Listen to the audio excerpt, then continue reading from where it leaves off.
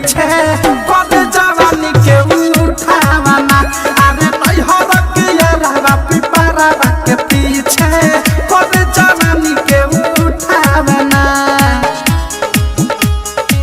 करे जवानी के उठावना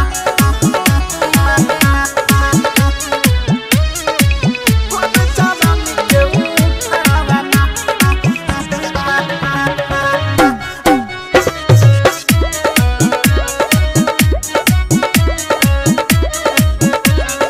रोजो रोजो हमारा के टाइम से बोलावे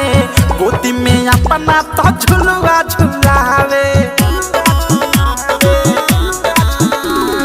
रोजो रोजो हमारा के टाइम से बोलावे गोदी में अपना तो झुलवा झुलावे हम के पोला के गमछा ओढ़ा के ओढ़नी के करेला बिछावाना